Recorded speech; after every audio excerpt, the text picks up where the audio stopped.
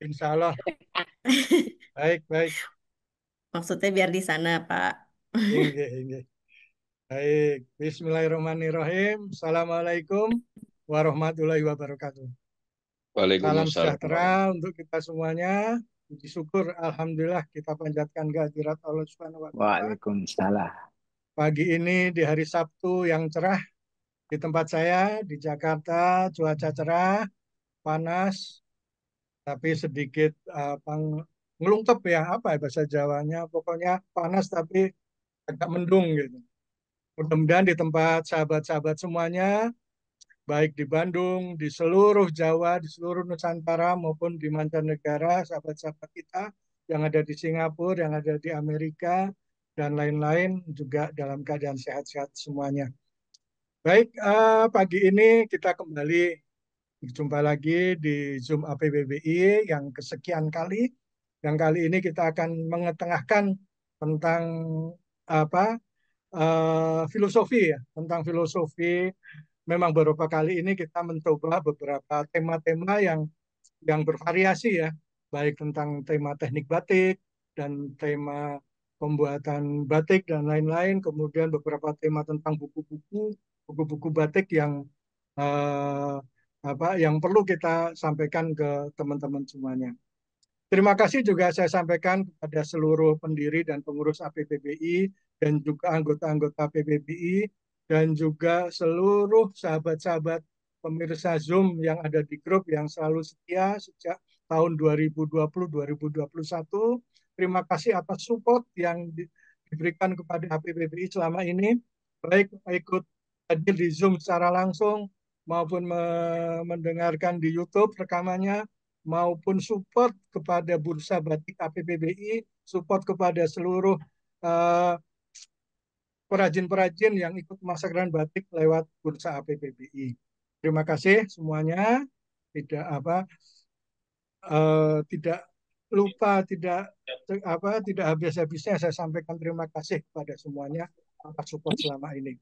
Baik, uh, saya juga ingin menyampaikan kepada sahabat-sahabat semuanya, mohon nanti dalam dalam kita lebih mempopulerkan batik asli, mohon di semua postingan medsos maupun apapun berikanlah tagar batik asli agar kita bisa selalu mengingat dan juga selalu penasaran gitu dengan tagar batik asli. Ada yang bertanya, ada yang asli, pasti ada yang palsu ya Mas ya. Yang palsu itu seperti apa? Nah itu sudah menandakan bahwa mereka tuh atensi terhadap batik asli. Terima kasih. Baik, sebelum kita mulai acara, ini bulan sudah hadir Pak Komar yang akan memberikan sedikit prakata, sedikit wejangan atau sedikit apapun yang terjadi di situasi geopolitik batik saat ini. Monggo Pak Komar, waktu dan tempat saya serahkan. Baik, Bismillahirrahmanirrahim. Assalamualaikum warahmatullahi wabarakatuh. Selamat pagi dan salam sejahtera untuk kita semuanya. Salam cantik, salam batik Indonesia. Yang sama-sama saya hormati dan saya banggakan seluruh peserta Zoom pada pagi hari ini, terutama narasumber kita Mas Abdul Syukur. Ya, terima kasih yang dari kemarin kita juga sudah terus-menerus berkomunikasi ya Mas Abdul ya. Kemudian juga moderator kita Ibu Wayan Lesi dari Singapura dan teman-temannya Ibu Mirlani dan semuanya mohon maaf tidak bisa saya sapa satu-satu. Ini pengurus APBBI juga Mas Wira dalam perjalanan yang kelihatannya. Nah, dan tentunya yang paling penting lagi adalah Mas Agus ya. Mas Agus Pur ini luar biasa kontribusinya mendorong APBBI untuk terus ya melakukan kegiatan seperti ini. Jadi sekali lagi juga atas nama PBI mengucapkan terima kasih. Ada beberapa hal yang ingin saya sampaikan. Tahun ini APBBI alhamdulillah kita kedapatan rezeki lagi telah diakuinya batik Waleran teknik batik Waleran atau yang di belakang Pak Agus itu batik Megamendung mendapatkan sertifikat indikasi geografis. Dan artinya Kabupaten Cirebon itu sudah dua yang di satu tema penting di Gelar Batik Nusantara dan alhamdulillah sekarang Megamendung. Jadi nanti ada satu momen Jom menjelaskan, saya undang nanti Ketua P3BC-nya menjelaskan kenapa kok Megamendung mendapatkan indikasi geografis. Jadi sebenarnya bukan motifnya. Kalau motif Megamendung sudah kami daftarkan sebagai EBTKIK. Nanti saya juga hadir di Zoom itu biar bisa ditektokan. Kalau EBTKIK itu ekspresi budaya tradisional, kekayaan intelektual, komunal.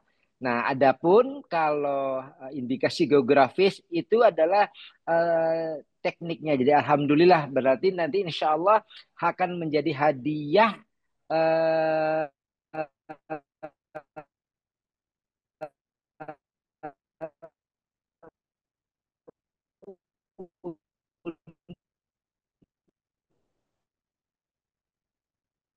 untuk Hari Batik Nasional tahun ini. Ya, terima kasih seleksi batik-batik alhamdulillah saya dengan Mas Abdul Syukuri lah kurang lebih menggagas satu buku yang buku batik makna dan jiwa dan isinya diantaranya nanti akan dibahas oleh beliau karena batik empan papan ini atau empan papan adalah kalau diartikannya nanti Mas Abdul Syukur yang lebih detailnya adalah kemampuan diri ya untuk menempatkan dalam bertindak dengan tepat atau bijak dan selaras dengan situasi dan kondisi. Artinya sekarang ini adalah tepat sekali ketika beliau memilih tema judul ini dengan situasi yang seperti begini, tapi alhamdulillah semua udah kondusif, kembali lagi normal, agar UKM-UKM batik juga nanti yang akan berpameran di akhir September ini di Dekrannas ya, acara Dekrannas itu juga lancar. Jadi terima kasih atas semua yang hadir.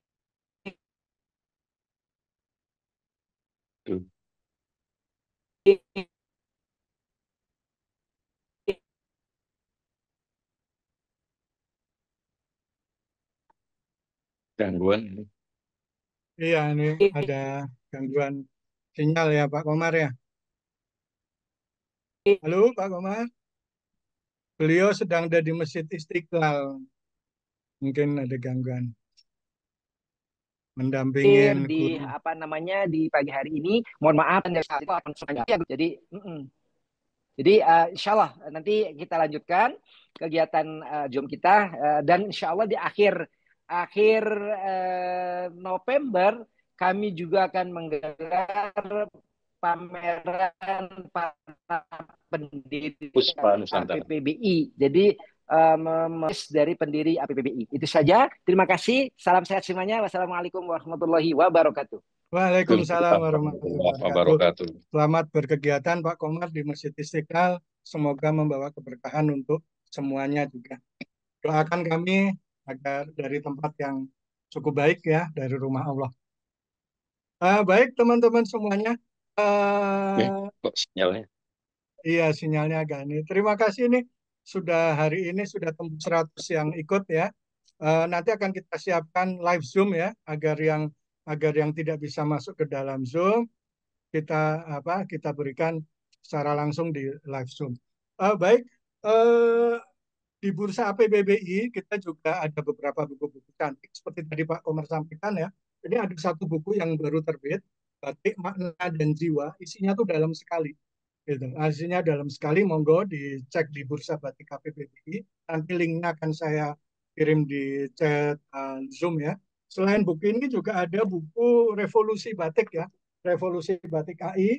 Nah, ya, ada. Kemudian ada buku ini juga, buku buku. Nah, ini juga filosofi juga, terutama tentang batik-batik Sultan ya. Ini terdiri dari dua edisi ya, edisi bahasa Inggris dan edisi bahasa Indonesia. Selain itu juga kita juga ada buku tentang buku buku lama Iwan Tirta ya, buku Iwan Tirta dan juga buku dari Harjonegoro Gothic Swan ya. Ada buku-buku boleh nanti dilihat di Bursa Batik KPBB selain juga batik-batik cantik. Baik, untuk kali ini Zoom kali ini kita dimoderatori oleh sahabat kami, sahabat kita, seorang pencinta batik, penggiat batik, sekaligus juga pengurus APBBI yang bermukim di Singapura, Mbak Wayan Lesi, yang akan memandu acara hari ini. Beliau sudah tinggal lama ya, sejak kuliah hingga saat ini tinggal di luar negeri, berkelana dari negara ke negara dan saat ini bermukim di Singapura serta suami tercinta yang seorang guru ya, seorang profesor di universitas ternama di Singapura ya. Dia juga pernah membantu APBI untuk memberikan memberikan pendapat ya tentang Alimba ya, tentang pengolah limbah cair batik. Terima kasih. Salam sampaikan kepada Mas Prof ya. Baik, untuk selanjutnya apa yang akan disampaikan dan semuanya saya serahkan kepada Mbak Wayan Lesi. Monggo waktunya diatur kurang lebih sampai jam 12 atau bisa fleksibel. Monggo diatur saja waktunya. Monggo J, waktu dan J, tempat Mbak Wayan. Terima kasih banyak Pak Agus atas pengantarnya. Assalamualaikum warahmatullahi wabarakatuh. Salam sejahtera Waalaikumsalam. dan salam kebajikan. Saya Wayan Lesti sampaikan kepada semua hadirin webinar APPBI ke-101 di pagi hari ini, Sabtu 20 September 2025. Empan papan adalah sebuah filosofi Jawa yang berarti kemampuan untuk menempatkan diri, ucapan, tindakan seseorang pada tempat dan kondisi yang tepat sesuai dengan situasi dan keadaan, tepat pada tempatnya. Prinsip kepantasan ini adalah sebentuk kearifan lokal yang menyatu dengan indahnya menjadi lembar demi lembar kain batik nan cantik. Dalam seni batik yang sangat kompleks, baik proses pembuatannya dan perannya dalam kehidupan masyarakat kita yang beragam dan dinamis, empan papan ini tentu sangat penting. Namun seperti apa dan bagaimanakah itu? Tentu saja menggelitik rasa ingin tahu. Dan kini adalah saatnya mengetahui hal tersebut. Mari kita sama-sama menimba ilmu ke Yogyakarta. Alhamdulillah bersama kita telah hadir narasumber yang tentunya tidak asing lagi bagi kita para pecinta batik, khususnya batik nitik. Kain yang di belakang saya ini adalah karya beliau. Namun demikian tetap perkenankan saya untuk memperkenalkan sekilas tentang narasumber kita. Bapak Abdul Syukur SSN MA. Lahir pada tahun 1979 di Cilacap. Beliau dibesarkan di Jakarta. Lulus STM Ristek Kikin Jakarta Timur di tahun 1998, kemudian beliau melanjutkan studi desain grafis di Interstudi Jakarta. Setelah itu, beliau hijrah ke Yogyakarta untuk melanjutkan pendidikan dan menamatkan sarjana seni rupa di Institut Seni Indonesia di Yogyakarta pada tahun 2005. Kecintaannya pada budaya tanah leluhur, sejarah, dan seni batik mengantarkan Bapak Abdul Syukur memperdalam ilmu di bidang antropologi dan menyelesaikan magister ilmu antropologi di Universitas Gadjah Mada, Yogyakarta pada tahun 2014. Mengajar merupakan salah satu renjana atau passion beliau. Berbagi ilmu sebagai guru, dosen, serta mentor di berbagai pelatihan dan pendampingan. Saat ini beliau merupakan pengasuh pesantren batik Nusantara Yogyakarta, Infrastructure Art for Children Seni Batik, Taman Budaya Yogyakarta, tenaga ahli pelatihan dan pendampingan batik nitik Yogyakarta. Dalam pengalaman organisasi, beliau saat ini adalah pendiri dan pengurus Asosiasi Perajin dan Pengusaha Batik Indonesia, anggota bidang pengkajian pelestarian dan pengembangan batik APPBI. Beliau adalah koordinator konservasi dan pengembangan Bantul Creative Forum. Demikianlah sedikit perkenalan dengan Bapak Abdul Syukur. Sebenarnya masih panjang sekali daftarnya ya untuk memperkenalkan beliau, sebab walaupun beliau masih muda, namun kiprah dalam bekerja dan berkarya di bidang seni batik sangat banyak. Baik hadirin, untuk mengefektifkan waktu, selanjutnya mari kita langsung saja serahkan kepada Bapak Abdul Syukur untuk memulai pemaparan materinya. Kepada Bapak Abdul Syukur, sumonggo Pak. Baik, terima kasih Bu Wayan Lesi yang telah memberikan saya kesempatan pada pagi hari ini di moderatori. Sungguh ini adalah pengalaman yang luar biasa. Saya cukup bersyukur akhirnya bisa bersapa muka dengan Bu Wayan Lesi selaku sama-sama pengurus APPBI. Tak lupa juga saya ingin mengucapkan terima kasih terlebih dahulu kepada APBBI, Ketua Umum, juga Wakil Ketua Bapak Agus yang mengupayakan diri sehingga pada pagi hari ini saya menjadi bagian yang kedapuk untuk mengisi acara Zoom Batik APBBI yang dijalankan oleh APBBI sudah sekian waktu lamanya. Bahwa kegiatan Zoom ini sungguh cukup baik, insya Allah manfaatnya karena dengan cara seperti inilah ada satu semacam momen dakwah pelestarian daripada batik kita. Sehingga saya juga berharap kepada seluruh para pemirsa Zoom Batik, mari kita sama-sama saling membuka diri, mengupayakan diri agar ada hal-hal yang baik bisa kita peroleh melalui pengetahuan seni batik kita. Pada pagi hari ini tidak berpanjang lebar, saya sebelumnya juga ingin mengucapkan mohon maaf apabila ada kata-kata nanti saya yang mungkin tidak berkenan, ada yang menyinggung, atau juga mungkin ada hal-hal yang bisa menumbuhkan kreativitas ya, cara berpikir yang lebih luas lagi. Sehingga saya berharap melalui Zoom Batik ini ada satu upaya yang bisa kita kembangkan lebih lagi. Karena tema yang saya dapatkan ini sebenarnya satu tema yang cukup pendek prosesnya. Sebenarnya tema empan papan ini saya ambil dari ngendikonya Ngarso Dalam Sultan Hamengkubuwono ke-10 terkait adanya kisruh kemarin mengenai anggota DPR dan sebagainya, dan sempat bahwa Ngarso Dale mengucapkan kalimat empan papan, memerintahkan kepada kita untuk bisa menempatkan diri sebaik-baiknya kepada seluruh tentu saja. Sehingga dari situ kemudian saya tumbuh untuk memahami empan papan dalam konstelasi seni batik kita. Karena itulah kemudian saya punya pikiran-pikiran terhadap bagaimana keadaan batik kita hari ini. Empan papan batik kita seperti apa. Maka dari situlah kemudian saya mendapatkan satu judul Empan Papan Perihal Adaptasi dan Refleksi dalam Seni Batik. Agar supaya menjadi baik, saya mohon maaf, saya matikan video, saya akan membaca supaya menjadi lebih enak. Operator bisa membantu saya untuk menayangkan slide-nya ya. Jadi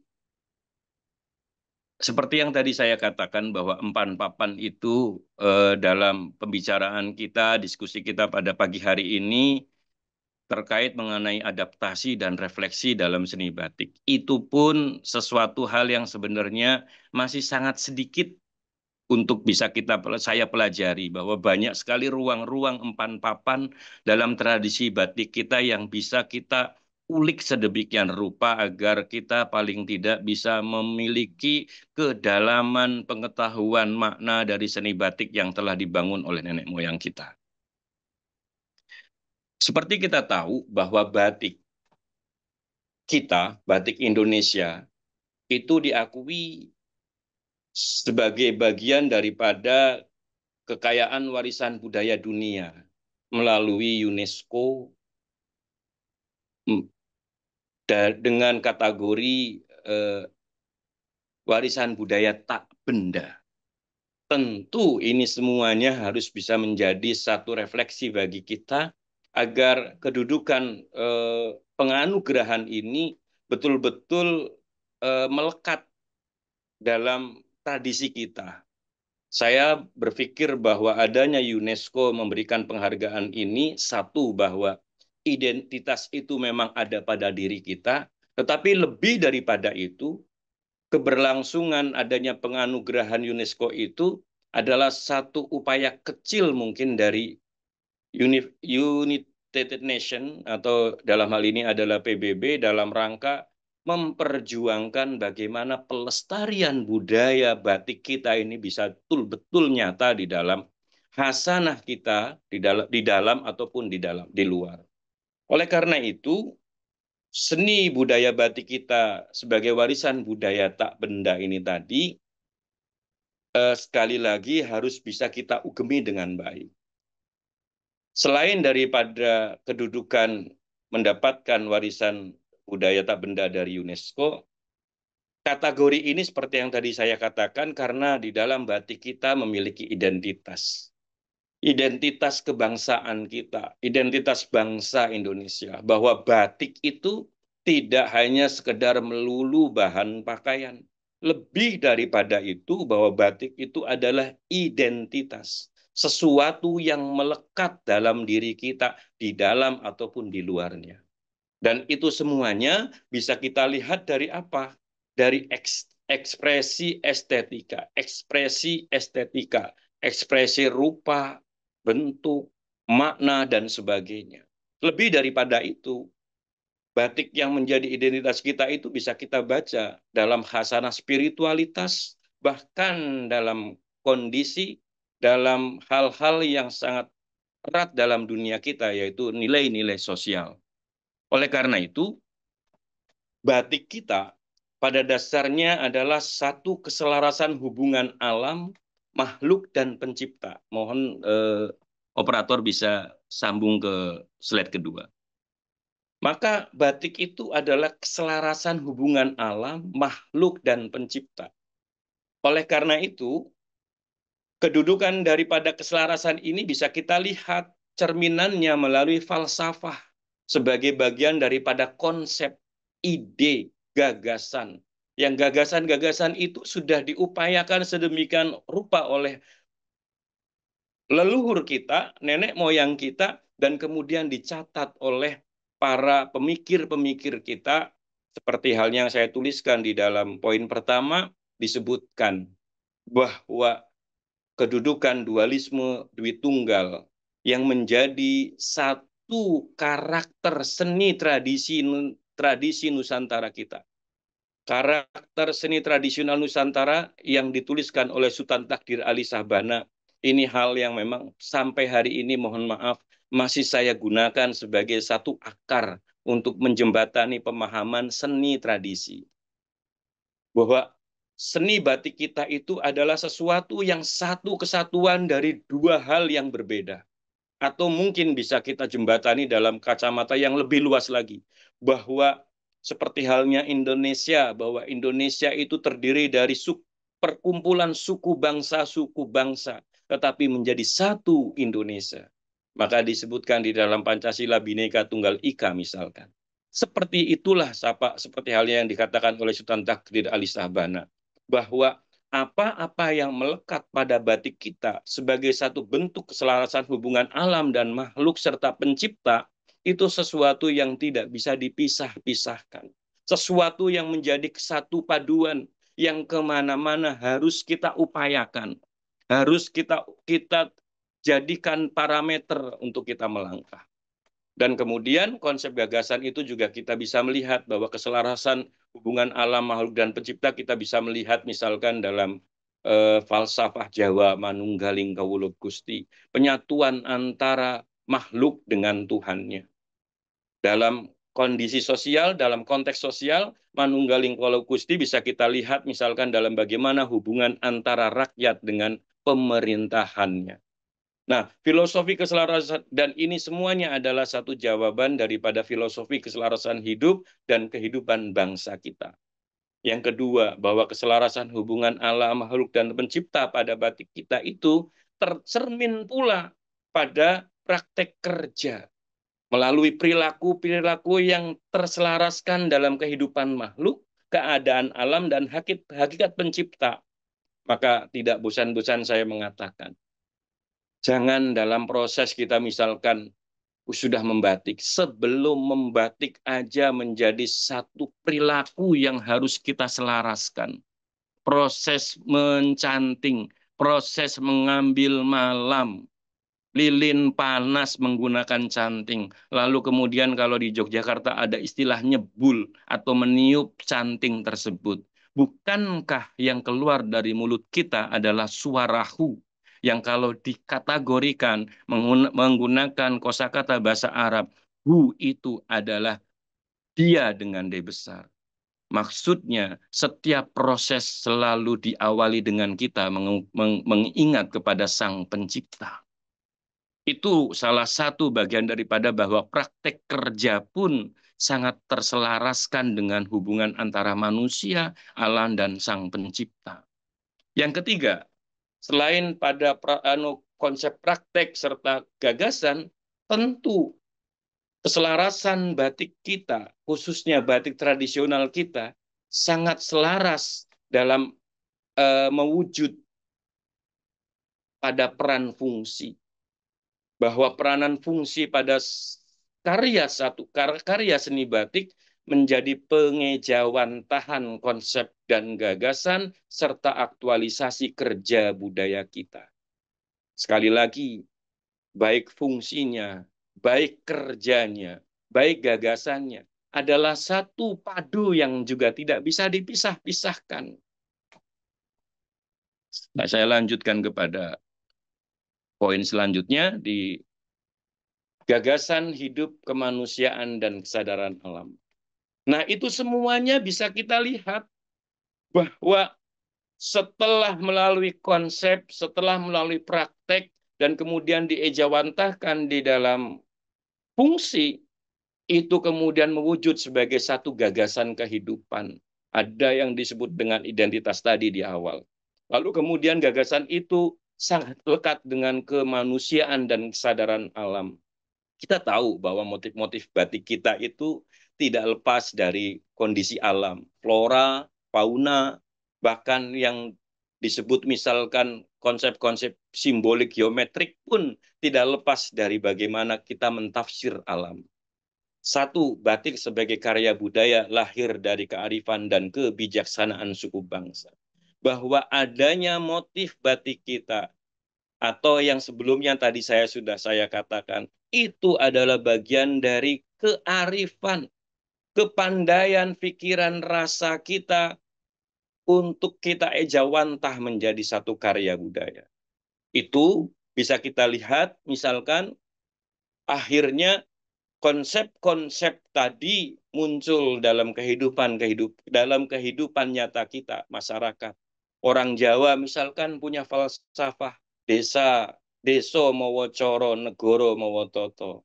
Bahwa bagaimana caranya pemerintahan itu adalah jembatan bagi rakyat. Atau siro diro joyo ningrat lebur dening pangastuti.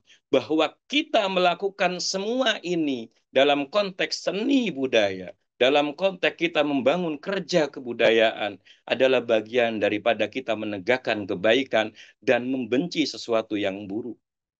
Oleh karena itu bagian daripada gagasan hidup, daripada seni tradisi kita yang menyatu dalam keselarasan kehidupan kita. Selain Jawa ada lagi, kita tahu misalkan di tanah barat sana, di tanah seberang sana, di Hasanah Minangkabau kita paham ada satu falsafah hidup orang Minang, adat Basandi Sara, Sara Basandi Ketabulo. Bahwa kedudukan kehidupan kita tidak lepas dari hukum. Kedudukan kehidupan kita tidak lepas dari aturan. Dan setiap aturan melalui adat tradisi kebudayaan Minangkabau tidak lepas daripada peran Sang Pencipta. Sama juga dalam kehidupan masyarakat Melayu yang sangat kita kenal misalkan tak Melayu hilang di bumi. Kita tahu tokoh besar di ranah Melayu ada Raja Ali Haji yang menciptakan Gurindam 12. Lalu kemudian kita juga tahu ada di dalam masyarakat Borneo, Kalimantan, ada satu semboyan yang begitu kuat hari ini terus diupayakan. Adil Katalino, Bacarumin Kasuraga, Basengat Kajubata. Kalau boleh disederhanakan, semuanya itu bagian daripada gagasan hidup dan kemanusiaan yang tersadar melalui pemahaman alam, makhluk, dan Sang Pencipta. Tentu masih banyak lagi gagasan-gagasan hidup itu. Yang ketiga kemudian, setiap gagasan seni tradisi, bangsa kita lahir dari kesadaran hakikat manusia atas Sang Pencipta dan fungsi semesta alam raya, yang dikolaborasikan sedemikian rupa berdasarkan pengetahuan individu atau kelompoknya. Lalu, bagaimana dengan batik Indonesia? Sementara yang kita tahu bahwa batik Indonesia itu ada, bahwa Indonesia itu adalah bagian daripada suku-suku bangsa. Sudah semestinya bahwa batik Indonesia adalah cerminan daripada suku-suku bangsa. Maka kalau kita mengacu kepada obrolan tadi yang di awal, kita tahu bahwa kesadaran mengenai kesadaran Trinitas tadi misalkan, mohon maaf kok Trinitas ya, kesadaran kemanusiaan, ke makhluk, Sang Pencipta dan alam ini kita bisa melihat misalkan dalam kesadaran saudara-saudara kita orang Hindu punya falsafah Trihita Karana. Atau misalkan orang Islam memiliki satu panduan habluminallah wa habluminannas. Atau kalaupun orang Jawa kita mengetahui, misalkan orang Jogja, ha memayu hayuning bawono. Itu semuanya adalah satu kesatu paduan yang mestinya tidak hanya menjadi satu kata, tetapi juga menjadi bagian dari ekspresi kita. Lalu kemudian, oleh karena itu, batik Indonesia dengan segala macam kesatuan suku bangsa ini, mestinya batik ini bisa diugemi, bisa diagemi oleh seluruh bangsa. Tidak hanya Jawa saja. Kita tahu bahwa kebanyakan masyarakat kita juga mengetahui bahwa batik itu sangat populer di Jawa. Tetapi juga kita sudah mengetahui, pemerintahan kita, para pemimpin kita sudah mengupayakan diri bagaimana batik-batik itu tidak hanya di tanah Jawa, tetapi sampai ke wilayah-wilayah lain. Maka sebagai satu contoh misalkan, saya sering berkelakar kalau saya ke tanah seberang, ke tanah Sumatera, atau saya ke tanah Melayu. Kalaupun saya diperintahkan untuk mengajar batik, saya langsung bilang, saya tidak akan mengajar batik. Karena batik tidak ada di tanah Sumatera. Seketika, masyarakat sana juga akan terbelalak. Kenapa? Lo kan tugasnya membuat batik. Karena di sini tidak ada batik. Lalu adanya apa? Saya langsung bilang, di sini tidak ada batik, tapi adanya batik. Jadi pemahaman mengenai batik harus kita elaborasikan sedemikian rupa ada dalam hasanah yang memang sangat lekat dalam kehidupannya. Itu tadi saya mengambil kata batik itu dari apa? Olah vokal masyarakat Sumatera. Tidak mungkin kata batik ada, tapi pasti adanya batik. Itu contoh sederhana.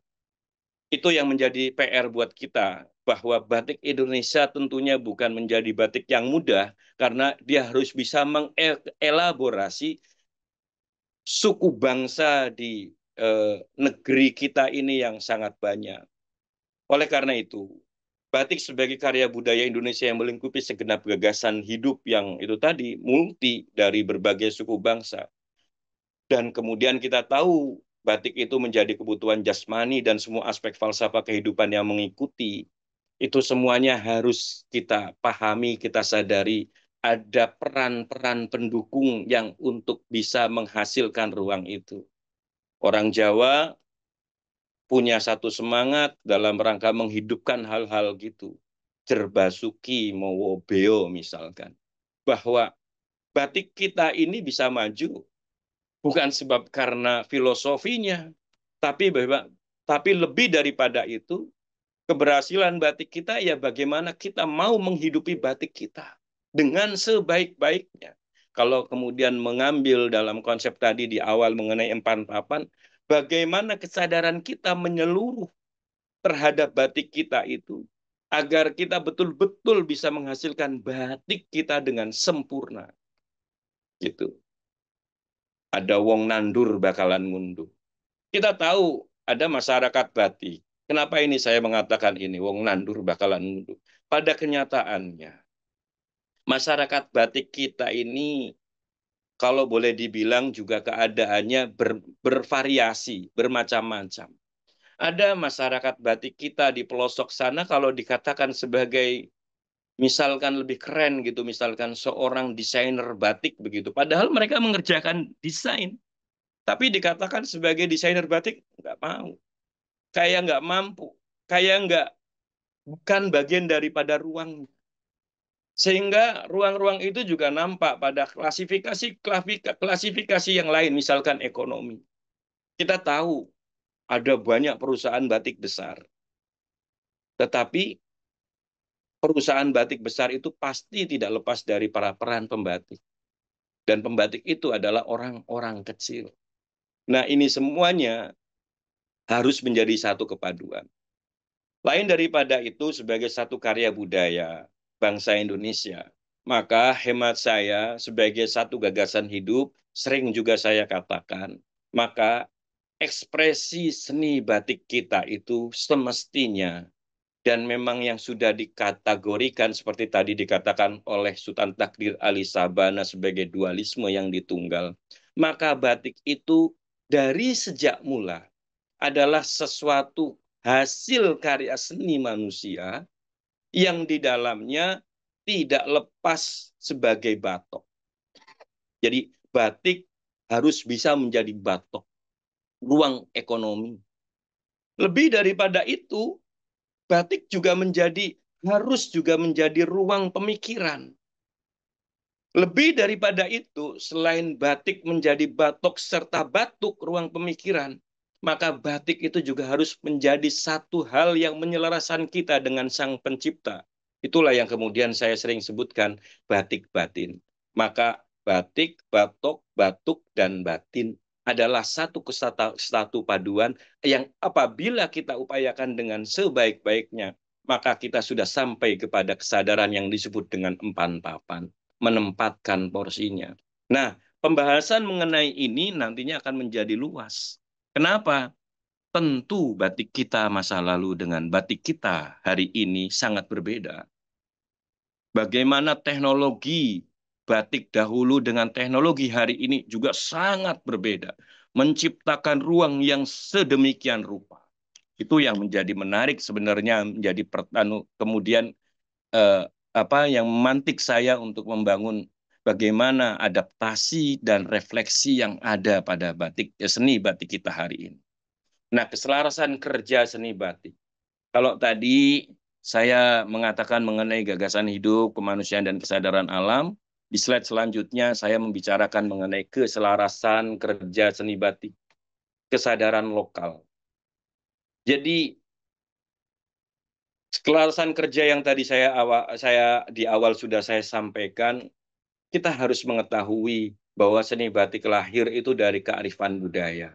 Enggak cuma sekedar kayak numun sewu, misalkan satu barang yang dibuat tanpa makna gitu misalkan. Bahwa setiap lembaran kain batik harus kita sadari di situ ada nilai yang dibawa.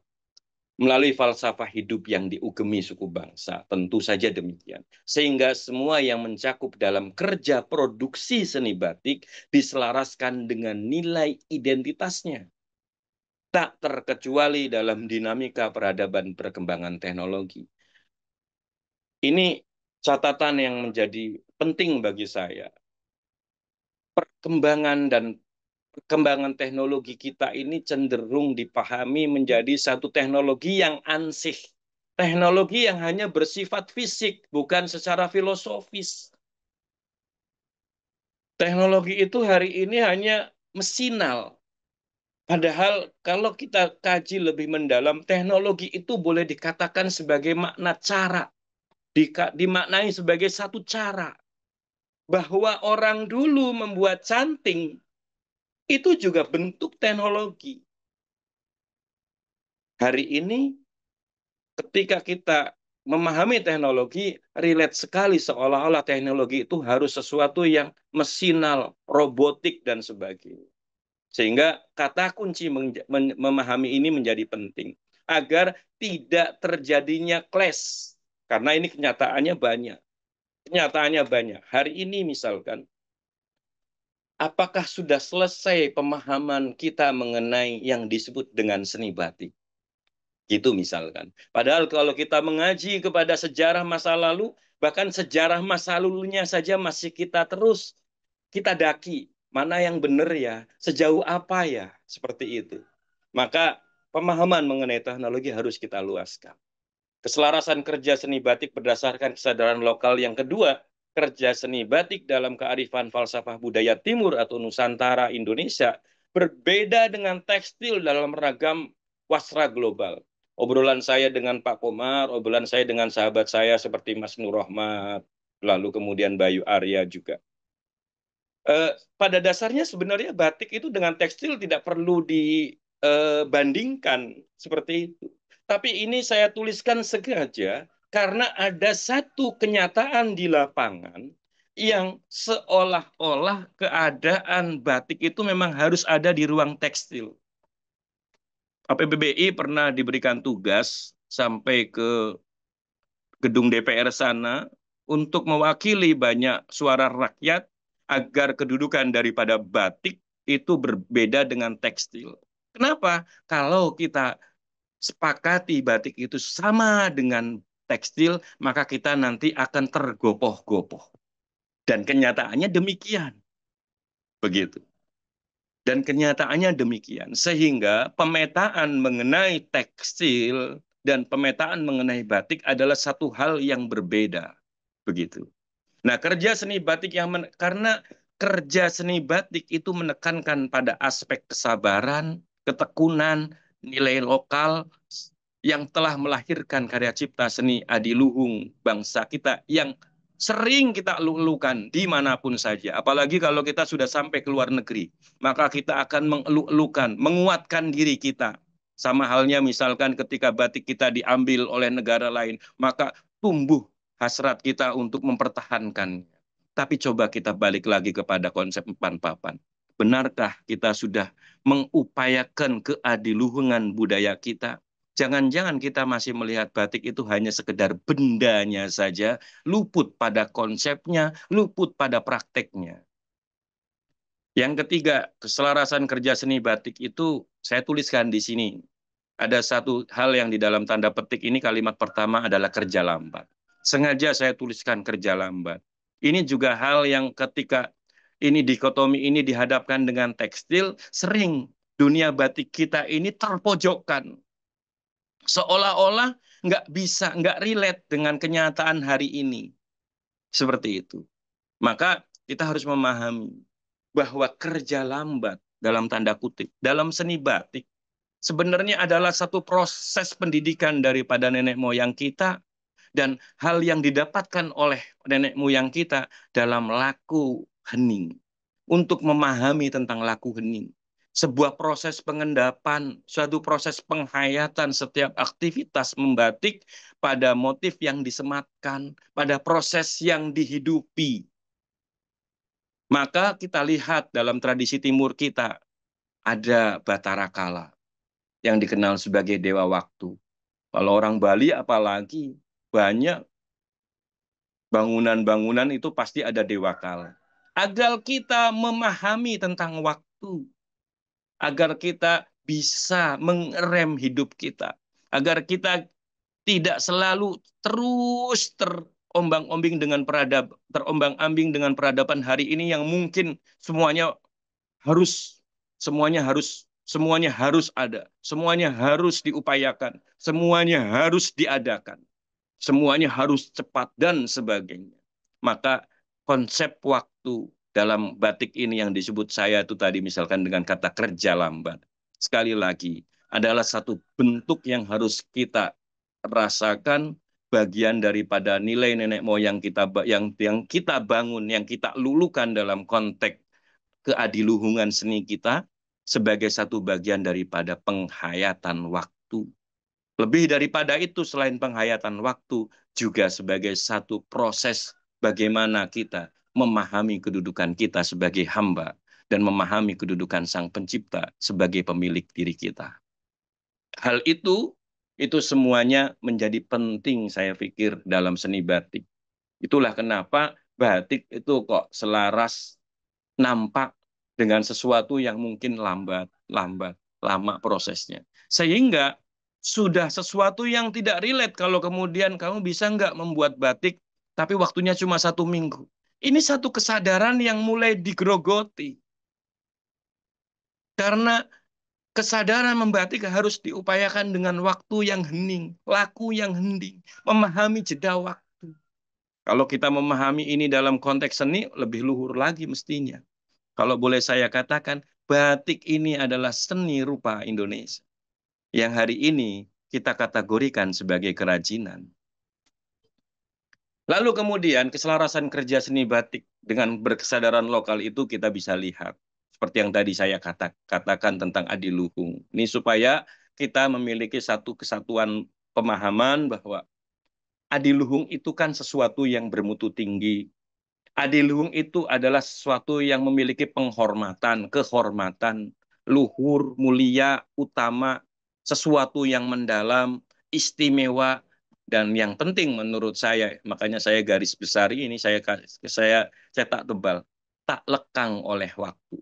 Ini menjadi satu menarik bahwa seni batik kita yang dibangun oleh nenek moyang kita terdahulu, kalau dikategorikan sebagai adiluhung, hari ini pun mestinya nilai-nilainya tak lekang oleh waktu. Hari ini pun mestinya nilai-nilainya bisa kita pahami, bisa diselaraskan dalam kerja kita, bisa kita upayakan ejawantahkan dalam laku kehidupan kita sehari-hari. Kenyataannya, mari kita sama-sama renungkan. Betulkah nilai seni keadiluhungan kita betul-betul lekang oleh waktu? Ini sering membuat saya berkenyit dahi ketika ada misalkan karena batik ini dihadapkan dengan anak muda lalu kemudian membuat satu desain yang seolah-olah lekat dengan anak muda. Kalau cara saya, lekat oleh waktu, tidak lekat oleh waktu, tak lekang oleh waktu, mestinya sekalipun dia anak muda, maka dia punya kesadaran untuk bisa menerima pemahaman motif-motif batik yang ada, bisa memahami kesadaran tentang kerja lambat di dalam kerja batik sebagai satu laku hening. Bukan kemudian ketika ini masuk kepada ranah pemuda gitu misalkan anak-anak muda justru batiknya dalam tanda kutip mohon maaf diacak-acak, motifnya diacak-acak. Nah ini hal-hal yang harusnya kita menjadi satu pemikiran kembali. Slide selanjutnya, batik empan papan, lembaran pengendapan nilai kerja menjadi peranata sosial. Poin pertama saya nuliskan dari titik menjadi garis. Maksudnya batik itu yang darinya hanya sekedar ageman, pakaian untuk menutupi badan jasmani kita, itu kemudian menjadi ugeman. Ugeman itu apa? Prinsip hidup. Yang tentu di dalam prinsip tersebut ada nilai-nilai yang dibawanya. Maka, batik yang memang kita ketahui dibuat dari sesuatu titik yang hanya titik saja. Kita juga harus pahami menjadi lebih luas lagi. Agar pemahaman titik tidak hanya sekedar titiknya canting. Lebih daripada itu, kesadaran titik pada batik adalah kesadaran, contoh misalkan, titik itu memahami keilahian kita. Titik itu memahami tentang kedudukan kita. Dan menjadi garis itu, sebab karena di dalam batik itu, melalui batik itu, kita berkarya. Sebagai hamba, sebagai manusia, sebagai makhluknya, agar kita menjadi makhluk yang bermakna, maka dari titik menjadi garis.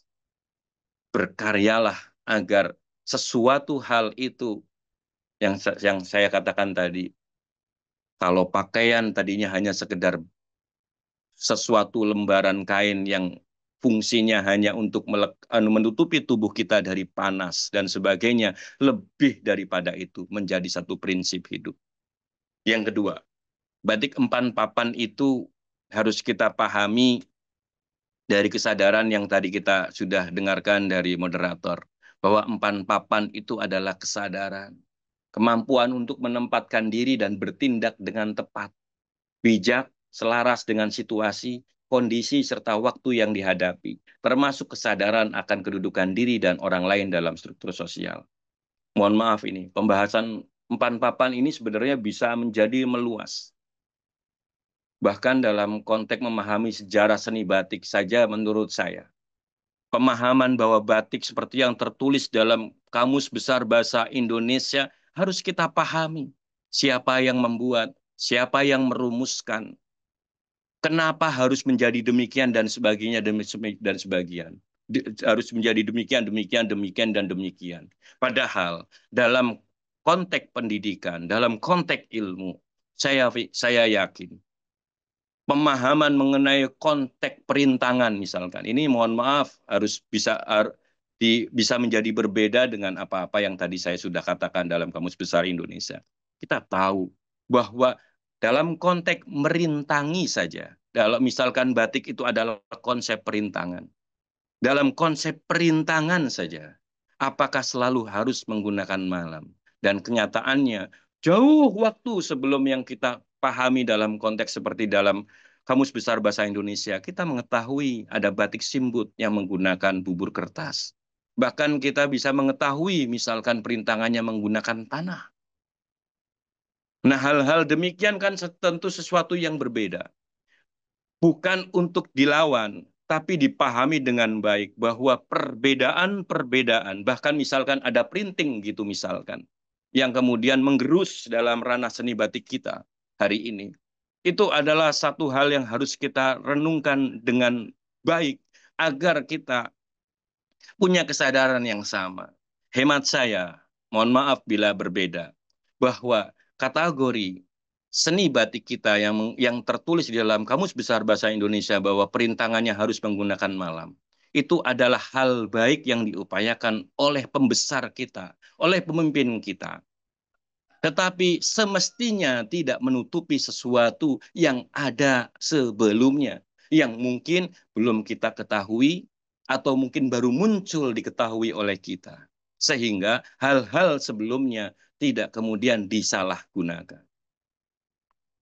Itu menjadi penting bagi kita, sehingga konsep memahami empan papan, kalau kita kembali kepada tadi, keselarasan hubungan manusia, makhluk, alam, dan sang pencipta, maka empan papan di dalam batik semestinya juga demikian. Tidak serta-merta, kalau kemudian, mohon maaf, kita sudah sepakat bahwa batik itu harus menggunakan malam dingin, malam gitu misalkan. Lalu kemudian ada teknologi baru, malam yang tadinya harus dipanaskan, ada malam dingin. Ini adalah satu peristiwa teknologi di dalam batik yang harus kita endapkan sedemikian rupa, sehingga tidak kita muncul satu pemahaman-pemahaman yang nanti saling membenarkan. Itulah penting bagi kita untuk memahami kesadaran kita mengenai empan papan di dalam batik. Dan empan papan di dalam batik, saya tuliskan di dalam sini, contoh bentuk dari empan papan sederhana di dalam batik itu kita tahu. Bagaimana ruang batik kita yang kemudian menjadi satu karya seni itu ada di dalam kehidupan daur hidup manusia, peranata keseimbangan sosial. Misalkan ada yang disebut dengan batik jero beteng, yang kita kenal misalkan ada batik Jobo Benteng atau batik keraton, batik di luar keraton. Di dalam keraton misalkan, kebetulan ini baru hanya di wilayah keraton. Misalkan ada motif larangan, motif yang digunakan oleh kalangan terbatas. Ini bagian dari empan papan. Agar kita memahami betul dengan baik kesadaran kita mengenai hal-hal yang memang ada. Misal, batik motif larangan. Batik motif larangan itu kalau disederhanakan dalam kehidupan kita itu seolah-olah batik yang hanya dipakai oleh kalangan bangsawan. Sehingga kalau bukan bangsawan tidak boleh memakai. Bahkan lebih daripada itu lebih ekstrim. Wah, itu bisa konotasinya bisa halal haram, boleh tidak, salah benar. Padahal kita harus mengetahui bahwa motif larangan pada khasanah batik keraton itu bukan tentang boleh tidak, tetapi keselarasan empan papan itu tentang antara motif dan fungsinya. Bukan saya orang besar sehingga nggak boleh menggunakan motif orang kecil, bukan demikian. Tetapi orang besar fungsinya apa, itu yang harus dibangun, disadari. Seperti itu. Maka ini hanya contoh-contoh kecil. Kalau di dalam keraton disebut motif larangan itu adalah bagian daripada awisan dalam. Lalu kemudian lembaran pengendapan nilai kerja dalam Pranoto Sosial seperti yang tadi saya katakan di depan tentang batik manunggaling kawula Gusti, kesadaran ini. Nah, kesadaran ini bisa kita lihat dalam aplikasi sebenarnya banyak sekali. Orang Jawa itu paham betul mengenai kedudukan waktu, maka muncullah tentang eh, konsep weton, wuku, dan sebagainya ya, seperti itu. Ini contoh-contoh daripada bagaimana menjadi satu bagian daripada nilai pengendapan nilai kerja dalam Pranoto Sosial. Slide Mohon maaf, selanjutnya, Pak ya. Abdul Syukur. Mumpung ini lagi pemahaman waktu, saya Iya. cuma mengingatkan masih waktunya tinggal 10 menit lagi. Baik, siap. Baik, ya. Ini sudah hampir selesai. Lalu kemudian di slide selanjutnya saya tampilkan foto-foto. Ini contoh dari bagaimana batik itu ada di dalam konsep empan papan. Kita tahu itu yang paling kiri ada motif grompol. Biasanya digunakan bagi orang yang sedang ini mengandung. Lalu di sampingnya ada motif yang disebut dengan pisan Bali.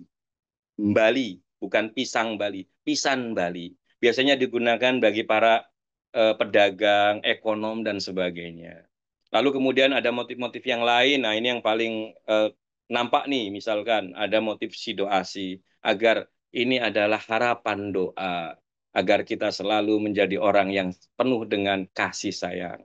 Yang sebelah kanan ada motif teruntum, yang di bawahnya kita lihat ada motif parang ceplok Nogo Rojo. Lalu kemudian di sampingnya ada nampak Ngarso Dalem Sultan menggunakan motif parang dalam balutan apa namanya, ya Allah, motif yang batik yang 5 meter apa namanya. Ya, seperti itu. Lalu kemudian yang selanjutnya, bagaimana relasi antara batik itu, karya seni itu dalam Dodot bukan kehidupan Mas, masyarakat. Dodot. Oh ya, Dodot, Dodot. Lalu kemudian yang di kanannya lagi kita lihat ada acara labuhan. Relasi antara karya batik dengan adat serta kepercayaan. Dan yang paling akhir ini adalah motif slobok yang digunakan dalam resepsi, bukan resepsi, dalam acara kematian. Ini motif slobok ini punya pengalaman secara pribadi buat saya. Dipesan oleh pelanggan batik saya, memang disiapkan untuk menghormati orang tuanya ketika nanti meninggal dunia. Bahkan kain ini sampai digunakan untuk penghormatan terakhir bagi suaminya. Ini contoh. Relasi antara motif batik sangat melekat dengan fungsi dalam hidup tataran sosial masyarakat. Selanjutnya, ini hanya intermezzo. Ada apa dengan cinta batik kita? Hari ini, batik kita samakah seperti yang ada di dalam slide sebelumnya? Mari kita lihat di slide selanjutnya. Batik kita hari ini. Kita paling lihat di sebelah bawah. Bagaimana motif parang yang tadinya digunakan oleh raja, kemudian dipakai oleh artis Hollywood. Bagaimana motif parang yang melekat dalam konteks kebangsawanan dipakai menjadi pakaian dalam. Bagaimana motif Megamendung di Cirebon yang kita tahu strukturnya adalah horizontal, sekonyong-konyong digunakan oleh fashion designer sebab karena untuk menjadi ramping dijadikan konsep vertikal. Dan kita tahu ada penggunaan motif-motif batik terbalik. Lalu kemudian kita juga mengetahui bagaimana motif parang itu digunakan untuk menjadi lantai. Yang menarik lagi di kiri atas itu ada motif yang sebenarnya sungguh menarik dalam konteks batik rakyat. Kulon Progo punya motif yang sebenarnya cukup melenggeda dalam kehidupan masyarakat batiknya, yaitu motif geblek renteng. Tetapi justru setelah penguasanya berpindah tempat menjadi penguasa di daerah lain, motif ini dihapuskan. Nampak sekali motif batiknya yang tadinya sebagai identitas, tetapi menjadi nilai politis praktis. Dan kita tahu kemudian ini ada pasar yang menjajakan banyak-banyak batik. Pada kenyataannya, pasar batik itu berisi para printing-printing. Lalu kemudian kita mengetahui di sebelah kanan kita ada proses pembuatan printing atau sablon yang menggunakan motif batik. Iya, betul, kita bisa mengambil nilai-nilai ini sebenarnya. Bahwa cukup bersyukur kita batik masih dilestarikan. Tetapi nilai-nilai lainnya apakah masih tetap hidup? Apakah kerja printing sama dengan kerja batik? Apakah fungsi yang melekat pada printing sama dengan fungsi yang melekat pada batik? Nah, itu adalah hal-hal yang harus kita renungkan dalam hasanah batik kita. Sebuah refleksi, bagaikan buah jatuh, namun jauh dari pohonnya. Kita telah banyak kehilangan akar budaya seni batik yang dibangun nenek moyang. Warisan nilai budaya seni batik nenek moyang, sekalipun hari ini batik masih ada, ibarat jauh buritan dari haluan. Padahal kita masih dalam tubuh kapal yang sama, namun nampak gelap sekalipun bercermin cahaya. Batik kita satu paduan gagasan, makna, praktik, dan fungsi. Batik itu nilai ke satu paduan. Gagasan, makna, praktik, dan fungsi. Dalam wujud seni budaya seni batik. Kesadaran nilai tradisional yang kita elu-elukan di forum-forum akbar global sebagai seni aduluhung yang tak mampu dijaga hari ini, ditafsir atau bahkan sekedar diterjemahkan dengan baik. Kita enggan untuk sekedar mengeja warisan nilai seni budaya tradisional, seni batik tradisional, sibuk oleh jeratan industrialisasi, kerja lamban dalam ketekunan dan kesabaran pada proses membatik seolah jadul tak peka zaman. Kita mungkin lupa peredaran bumi, bulan, dan matahari, bagian keselarasan alam bagi makhluk. Bacaan seperti ini sudah terekam jelas sejak dahulu oleh nenek moyang kita, bangsa Indonesia, dalam nilai-nilai kearifan budaya tak terkecuali melalui seni budaya batik kita. Orang tua kita dulu, seperti yang tadi saya sudah sampaikan di slide sebelumnya, sudah memahami tentang konsep waktu dengan lebih luas daripada kita. Mari kita renungkan. Berdasarkan ilustrasi foto di atas, adalah contoh kecil dari pudarnya nilai seni batik yang dibangun nenek moyang bangsa sebagai warisan seni budaya. Ada jarak yang begitu menganga antara yang konservatif dan modernis. Keduanya bersikukuh dalam kebenarannya. Seolah keluhuran karya adiluhung nenek moyang tak bertumpu pada keselarasan hakikat kebenaran tunggal sang pencipta. Yang konservatif batik menggunakan nalam bersikukuh dan selalu tidak bisa menyatu menjadi satu kesatuan bagi para pencipta printing batik. Batik sebagai ageman sekaligus ugeman semakin redup.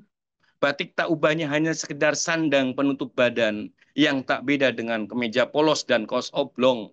Setiap goresan batik hanya ekspresi banal tanpa menjadi motif pembawa pesan. Hal tersebut semakin dapat dibaca ketika batik dihadapkan dengan industri dan desakan ekonomisasi. Saya masih ingat sekali, Jogja itu kota budaya, relate sekali tentang adat tradisinya. Tapi kita mengetahui, saya tidak menyalahkan, tapi kita mengetahui, Yogyakarta hari ini, yang tadinya mengenal warna hanya dua warna unsur, misalkan wedel dan sogan, yang menjadi warna identitasnya berubah warna-warni seperti di Pekalongan atau di pesisiran. Ini satu kenyataan. Sebab karena jeratan industrialisasi, maka kemudian batik Yogyakarta memunculkan khasanah seperti batik Cilipret yang dikategorikan oleh para pembatik-pembatik kita di desa dengan batik kontemporer. Saya sebagai perupa sebenarnya cukup bangga karena makna kontemporer ada di sana. Hanya sayangnya kontemporer dipahami oleh para pembatik kita di desa itu motif yang celepret-celepret saja. Motif yang diupayakan dengan cepat saja. Itu tidak kita tidak sekedar bisa menyalahkan kepada mereka. Kenapa? Karena mereka terdesak dengan keadaan ekonomisasi tadi. penghapusan pranata nilai batik awisan dalem, batik larangan bukti keraton telah berjarak dengan masa lalu. Lemah, fungsi keraton menjadi lemah sebagai fungsi kultural masyarakat. Tak mampu menjembatani gejolak antara konservatif dalam pelestarian dan yang modernis dalam pengembangan seni batik kita masa kini. Lembaran kain batik, jarik panjang sebagai sandang fashion tak sama lagi dipahami dengan konsep sandang ala western yang identik dengan pola bentuk dan jahit-menjahit.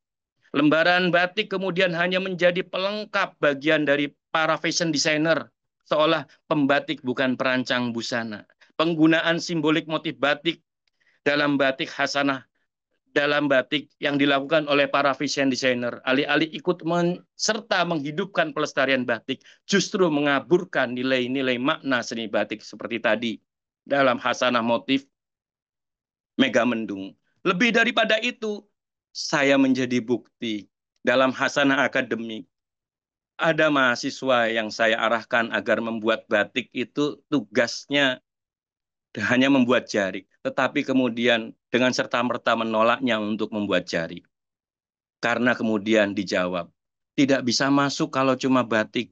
Karena dalam konteks batik dan mode fashion, itu batiknya harus ada jahitannya.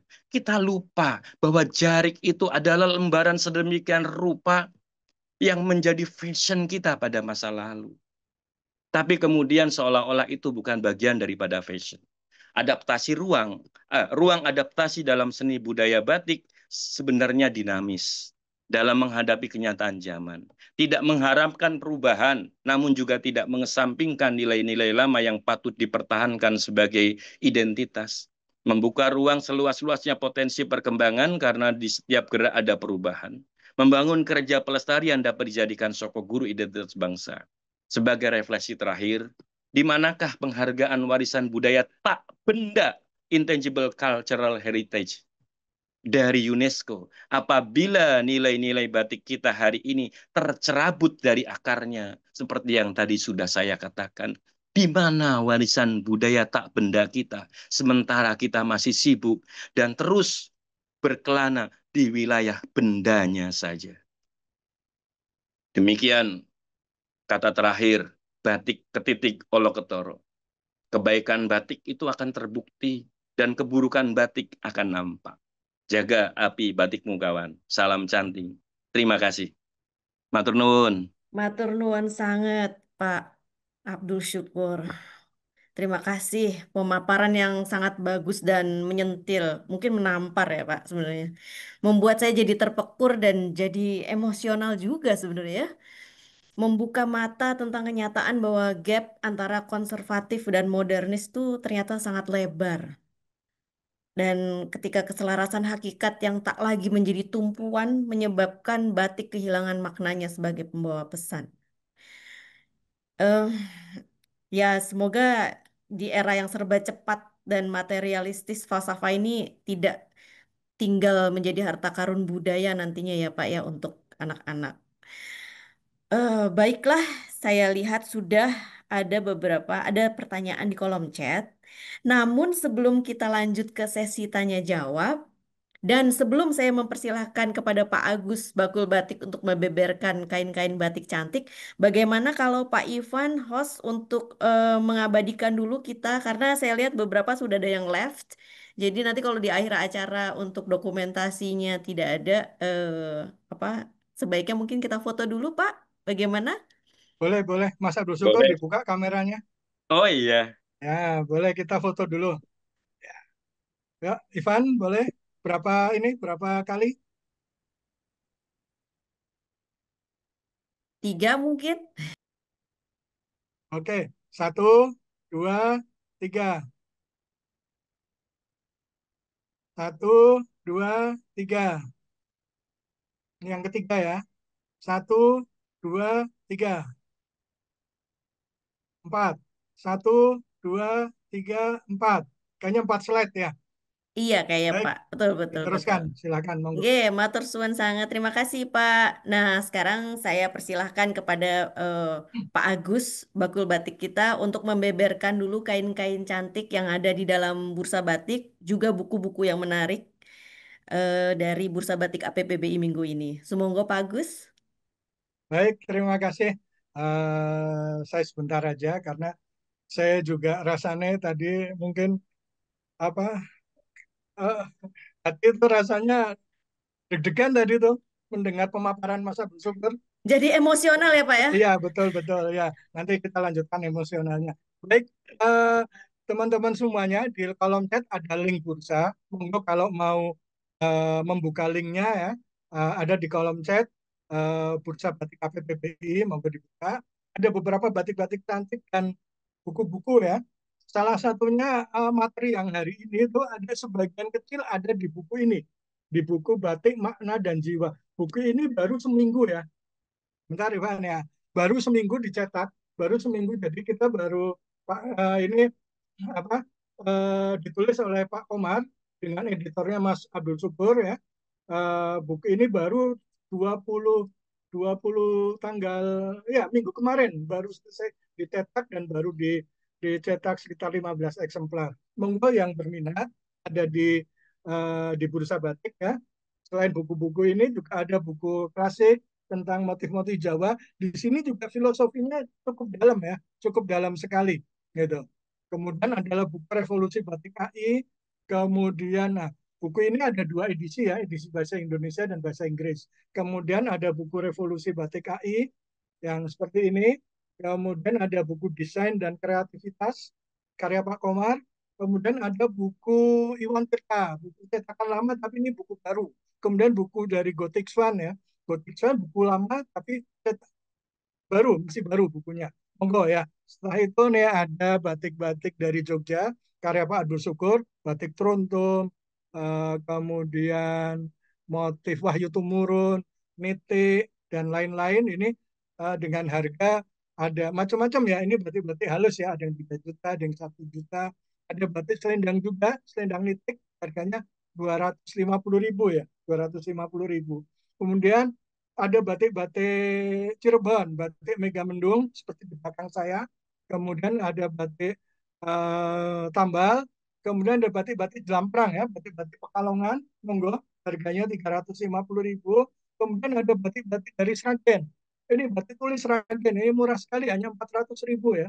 Batik tulis dari Sragen, 400.000. Monggo. Kemudian ada batik Sampang Madura, batik Sampang Madura. Ini harganya ada yang 800, ada yang 350, monggo bisa dilihat. Kemudian batik Cirebon ada yang Megamendung, ada yang batik halus, Bang Biru, Ratonan. Kemudian ada batik Pekalongan juga.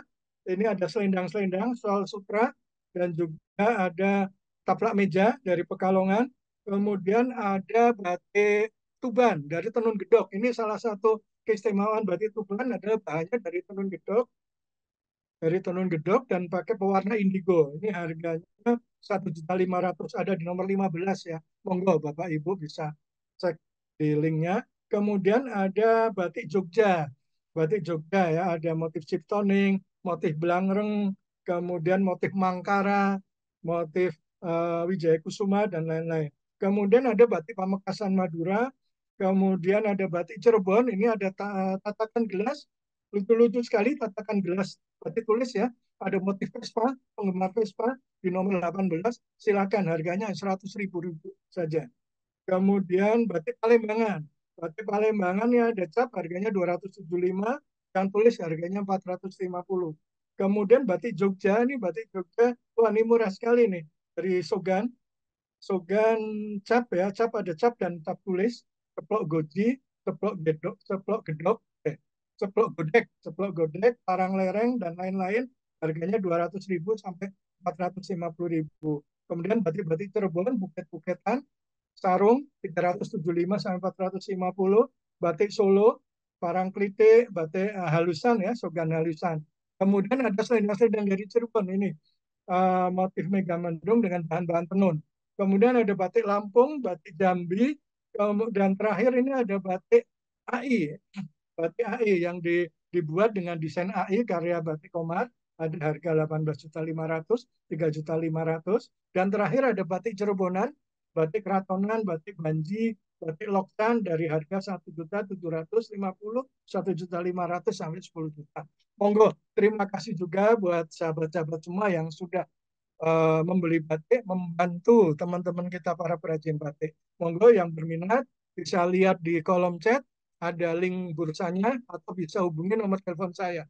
Monggo. Oh ya, terima kasih Bu Milani. Nanti saya proses ya untuk untuk buku batiknya. Monggo Bu Wayan Lesi, dilanjut. Alhamdulillah keren, Pak Gus dengan bursa batik dan kain-kain dan buku kerennya. Sekali lagi kami ucapkan terima kasih kepada para pecinta batik atas dukungannya kepada perajin batik melalui bursa ini. Bursa APPBI, asli batiknya, asli harganya. Gitu ya Pak Gus ya? Baik, memasuki sesi tanya jawab. Kita memiliki waktu sekitar 15 menit. Di sini sudah ada pertanyaan dari Bapak Muhammad Zainuddin. Selamat atas motif Megamendung menjadi indikasi geografis Cirebon pada Pak Komar. Oke, pertanyaannya adalah, namun setelah menyimak pemaparan Mas Abdul terkait Empan Papan dengan menyebut peran UNESCO dan dengan pengakuan UNESCO, maka batik menjadi milik dunia atau menjadi milik nasional. Ini dua pemahaman yang kontradiksi antara upaya Pak Komar dan tim untuk mengindikasi geografiskan teknik batik atau motif batik dan pemaparan Mas Abdul tentang Empan Papan. Mohon penjelasannya. Demikian. Apakah Pak Abdul langsung mau menjawab? Ini mungkin Pak Komar ya, atau mungkin tim dari ini ya. Tapi itu, oke, saya jawab, nggih. Baik, apa yang menjadi pertanyaan Mas Zainuddin, saya pikir adalah pertanyaan cukup baik. Ini ngomongin mengenai identitas sekali lagi. Tapi bahwa kedudukan dari UNESCO dengan ataupun kedudukan ini nasional, itu bukan berarti sesuatu yang berbeda. Dicetuskannya sebagai satu bagian daripada warisan budaya dunia, batik itu sebenarnya bagian daripada dunia mengakui kedudukan identitas kita. Nah, lalu kemudian lokalitas kita, dalam hal ini misalkan budaya nasional kita, lalu kesadaran itu dibangunlah. Mungkin dari sejak dulu kita tidak pernah punya kesadaran untuk mendudukkan motif batik Megamendung itu menjadi identitas. Jangan lupa masyarakat kita ini kebanyakan membuat motif itu no-name. Beratus-ratus motif batik itu kalau boleh dikategorikan no-name. Nah, kesadaran pemerintahan kita hari ini disertai sebab karena adanya persoalan-persoalan, misalkan penjiplakan dan sebagainya, misalkan ini ngomongin global, sehingga itulah kemudian pemerintahan kita yang berkuasa kita membuat satu kebijakan-kebijakan, salah satunya misalkan ada IG, identifikasi geografis, dan sebagainya, agar identitas kita pertama terjaga sebagai identitas nasional kita, lebih dalam konteks global, dunia seperti itu. Sehingga hemat saya demikian, bahwa ini kontradiksi itu mungkin dipahami oleh Mas Zainuddin itu seperti ini, misalkan. IG itu kan kemudian dicetuskan menjadi bagian daripada kekayaan Cirebon. Sementara kalau ini dipahami dalam konteks global atau UNESCO itu tadi, maka menjadi kepemilikan dunia. Itu seolah-olah kemanunggalingan kita. Terus kemudian seperti yang tadi saya katakan di awal itu, misalkan terkait mengenai keadiluhungan kita, itu seolah-olah masih terbatas. Ada satu persoalan bahwa misalkan ketika misalkan tadi motif Megamendung itu dipakai oleh masyarakat Cirebon, dan memang sangat sangat ini ya, sangat kuat dalam tradisi masyarakat Cirebon. IG ini kemudian membatasi dalam tanda kutip ketika nanti Megamendung digunakan oleh daerah lain. Mungkin itu. Saya sepertinya mungkin Mas Zainuddin perlu raise hand ya, supaya ada penjelasan lebih lagi mengenai pertanyaannya. Saya membayangkannya demikian. Karena IG ini salah satunya demikian. membuat daerah lain akhirnya terbatas untuk mengupayakannya. Sehingga kesatuan kita itu seolah-olah tercerabut. Padahal kalau kita memahami kedirian kita, kalau motif Megamendung memang sangat lekat dalam tradisi masyarakat Cirebon, kan memang sudah seyogianya saya sebagai orang yang memang tidak terbiasa dengan Megamendung, ya tidak menggunakan asal-asalan. Kalau bahasa orang Jawanya ya misalkan mungkin bisa menggunakan tapi kulo nuwun. Nah, misalkan demikian kayak gitu. Mungkin gitu ya jawaban saya simpelnya.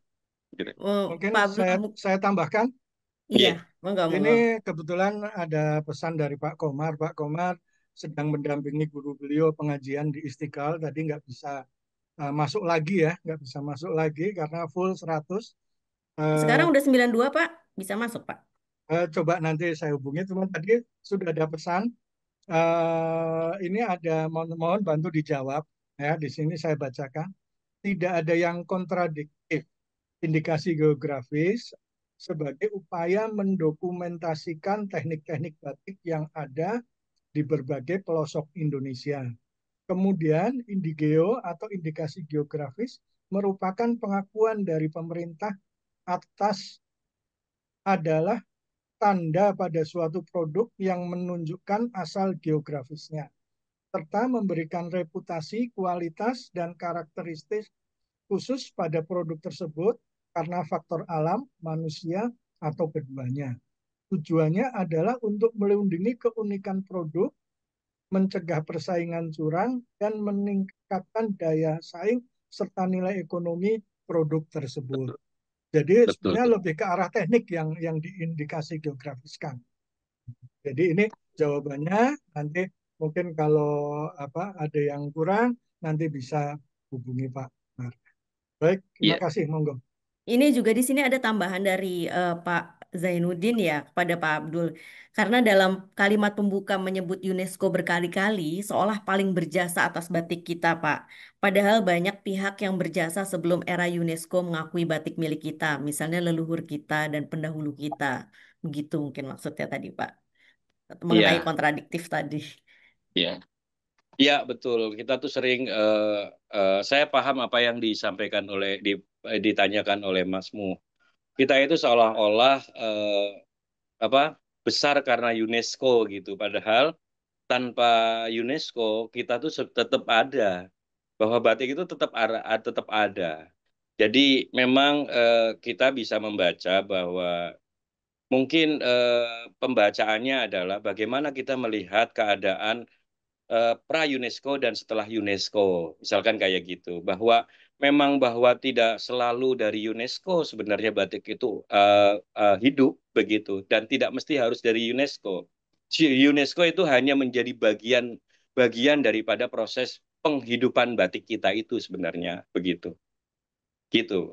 Saya paham karena kondisinya memang apa ya, kita kalau sudah UNESCO seolah-olah kita ini kayak nggak punya sesuatu yang bisa menghidupi. Ini saya karena saya tuh paham betul Mas Zainuddin ya, itu sahabat saya di Pekalongan ya. Jadi Mas Zainuddin itu juga orang yang ada di lapangan masyarakat batik yang mungkin tidak banyak keluar seperti itu. Dan kalau boleh dibilang hidup matinya di batik sebenarnya kayak gitu. Tapi kan nggak Masya nampak Allah. gitu. Iya, iya, Seperti iya. itu. Jadi sehingga kayaknya tuh UNESCO terus seperti itu. Jadi sederhananya gitu. Saya paham. Baik. Mungkin ada pertanyaan lagi dari Bapak Ibu hadirin. Ini terlalu ini Pak, terlalu dalam mungkin ya Pak. Jadi semuanya tuh kayak Perpanah. mana, merenung, emosional. Saya juga gitu soalnya Pak. Tapi mungkin kalau misalnya boleh ya Pak, karena saya sempat sebentar belajar hukum. Jadi berkaitan dengan UNESCO tadi, karena tadi kita kita ini kan masyarakat dunia juga ya Pak. Jadi ini berkaitan dengan perlindungan hukum. Jadi dinamika kita masyarakat domestik dan ketika kita keluar kita pergaulannya berbeda lagi kan. Jadi pengakuan-pengakuan itu memerlukan perlindungan hukum sesuai dengan peranata global gitu ya Pak ya. Jadi di sini UNESCO menjadi seperti fasilitator supaya hukum positif kita yang sudah meratifikasi eh, misalnya dengan mengakui indikasi geografis batik Waleran gitu ya. Di Iya. di dunia juga perlindungan itu berlaku gitu karena kita ikut masuk em, sedikit melepaskan kedaulatan untuk eh, dilindungi secara hukum di luar gitu ketika kita berhadapan dengan bangsa lain. Demikian sih Pak, kalau saya boleh menambahkan. Ya, Ya, betul betul. Kalau boleh karena ini sembari menunggu yang bertanya ya gitu ya. Jadi misalkan saya tadi mencoba membuat satu kata-kata terkait mengenai batik larangan. Saya itu belum lama diundang oleh Disperindak Jogja untuk membicarakan mengenai perda batik. Sebenarnya ada hal yang cukup menarik ketika kita ngomongin perda batik dan di setiap daerah saya pikir bisa diupayakan itu adanya perda batik. Saya pernah komunikasi itu dengan Pak Komar juga seperti itu. Nah, hanya saja kemudian ketika saya membaca mengenai sejarah batik di Yogyakarta, kita punya sesuatu yang luhur, yaitu batik kalau kaitannya dengan papan itu tadi sebenarnya disebut dengan batik larangan. Eh, Hanya saja kesan-kesan yang hidup di masyarakat batik larangan itu cuma yaitu tadi, seperti yang tadi jelaskan. Kedudukannya itu kamu boleh pakai dan kamu tidak boleh pakai. Padahal lebih daripada itu, kedudukan dari motif larangan ini kalau dilestarikan sampai hari ini, sebenarnya sangat cukup baik dan itu akan membangun, kalau kita ngomongin ekonomi ya, komoditas batik, itu justru akan menjadi merata. Contoh, ada batik motif, sebenarnya kalau kebetulan kayak gini, motif larangan itu hidup pada masa Hamengkubuwono kedua. Dan pada kala itu hanya diterapkan terbatas, baru terbatas, artinya bisa dikembangkan sebenarnya. Dikembangkan hanya untuk oleh bangsawan. Misalkan ada motif parang. Kita tahu ada turunan motif parang itu berbagai macam.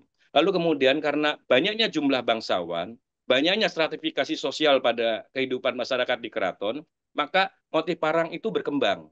Ada parang barong, parang rusak, dan sebagainya sampai kemudian ada parang kelitik. Itu nanti disertai dengan fungsinya. Oh, parang barong, apalagi yang motifnya segini, ukurannya segini, digunakan oleh raja. Kalau parang kritik, oh digunakan untuk anak-anak bangsawan. Misalkan demikian. Bagaimana melalui motif larangan itu tadi, parang saja bisa berkembang. Begitu. Ada perkembangan seperti itu. Lalu kemudian pada hasanah motif-motif larangan yang lain gitu misalkan. Ada motif udan liris dipakai hanya untuk sultan. Kenapa? Kita mengetahui karena fungsi seorang pemimpin itu mensejahterakan. Makna daripada motif udan liris itu kesejahteraan. Misalkan demikian. Ya gitu ya. Sehingga kenapa motif udan liris tidak digunakan sembarangan kepada seseorang? Karena ada peran di dalam motif, ada pesan pada motif udan liris itu kepada seseorang yang memakainya. Termasuk ada motif-motif yang lainnya seperti itu. Sehingga Ya. simpel saya, kalau ini ditata sedemikian rupa, itu saya pikir komoditas batik itu malah jadi akan merata, bahkan kekayaan motif, ragamnya dan sebagainya akan terus hidup seperti itu. Itu Gitu. baru pada motif larangan. Misalkan batik dalam konteks daur hidup begitu misalkan. Hari ini kan hanya sebagian saja. Kayak contoh tadi saya menampilkan motif slobok, motif gambar yang terakhir di acara ini ya kematian. Itu dipesan oleh Nuwun Sewu, ini sahabat saya orang Katolik begitu. Tapi apakah itu hidup dalam kehidupan masyarakat kita yang luas? Tidak, mboten. Itu hanya digunakan bagi orang-orang yang berkesadaran. Seperti itu ternyata. Iya. Coba kalau nah, kenapa berkesadaran? Saya yakin karena pengetahuannya sampai. Nah, Iya, coba iya, iya. bagaimana masyarakat kita ini bisa belajar lagi mengenai batik sehingga empan papan di dalam batik betul-betul bisa diselaraskan sehingga motif larangan itu tidak masalah halal haram, boleh tidak. Oh, Iya, tapi betul-betul. bagian dari kesadaran seperti itu. Gitu Pak maksudnya Abdul, contoh itu. Nggih. ini Meniki ada pertanyaan. Mas Pri mau bertanya langsung. Mas Pri, Oh, apakah boleh. sudah ready? Kalau enggak, di sini juga udah ada pertanyaan dari Mas Bayu Arya. Eh, apakah mau Mas Pri? Halo, Mas Halo, Pri. Mas Pri. Nggih, mungkin sambil menunggu Mas Pri, saya bacakan dulu pertanyaan dari Mas. Oh, Mas Prinya di mute. Ya, ini ada Pak Bayu ini. Mas Pri, monggo Mas Pri. Oke, oke. Assalamualaikum. Waalaikumsalam Waalaikumsalam. warahmatullahi Salam untuk semuanya, teman-teman pecinta batik dan apa ini ya, menjaga Rusuh, pelestari, pejuang rusuh. batik, Rusuh. perusuh batik. Nah ini Mas Abdul nih salah J, satu monggo. nih, yang rusuhnya batik ini. Oke, mau tanya ini Mas Abdul. Tadi temanya menarik ya, empan, papan. Ah, hanya tadi sayang sekali yang saya tunggu-tunggu itu kok belum ada pemaparan dari aspek ekonomi terkait dengan empan papannya. Ya, Nah, mau nanti kayak buku yang mau dirilis itu nanti di edisi keduanya atau edisi revisinya, cobalah itu dimunculkan. Karena fenomena yang sekarang ini kita maunya kan regenerasi ya, ke anak-anak muda. Tapi kita itu hanya sibuk ya seperti ini. Eh, makna-makna filosofisnya dan lain-lain. Cuman tinjauan aspek ekonominya, nah ini nanti bisa mendongkraknya itu seperti apa. Ini kita rasanya itu sangat kurang sekali, gitu. ya, ya. Nah, meskipun dari sejarah itu pun juga kita bisa melihat bahwasannya mengapa bahasan di dalam dunia batik ini terkait dengan aspek ekonomi itu hampir nggak ada ya. Karena memang dari pegiat batik itu sendiri sejak dulu itu yang ada adalah para juragan yang secara ekonomi sudah mapan, ya kan? Atau para nonik-nonik Belanda yang nggak punya kesibukan. Maka muncullah motif kayak Van Zulen dan lain-lain gitu. Nah, sedangkan kita-kita para artisannya hanya sebagai pegawai. Nah, sedangkan semangat yang sedang kita tumbuhkan itu kan sekarang ini kan ibaratnya apa ya? Buruh naik kelas ataukah UMKM naik kelas gitu istilahnya. Artinya kita itu berangkat dari person yang kita itu nothing ya untuk menjadi something itu. Kita nggak punya permodalan yang cukup besar. Kita terlahir dari memang merangkak dari bawah.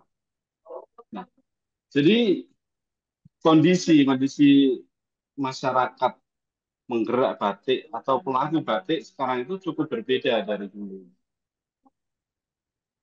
Jadi nampaknya aspek ekonomi mohon nanti dijadwalkan untuk bisa disentuh lah atau bisa disampaikan terutama dari bidang pengkajian. Gimana nih kita itu membangkitkan batik dan unsur ekonominya yang dibentuk apa Ya. yang ditekankan gitu.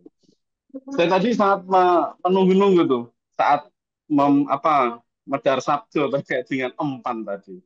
Saya harapkan itu empan itu tidak cuma untuk menyikapi situasi, ngerti situasi, tetapi empan itu ada kata lain kalau dalam bahasa Jawa. Empan ini urip gitu, urup.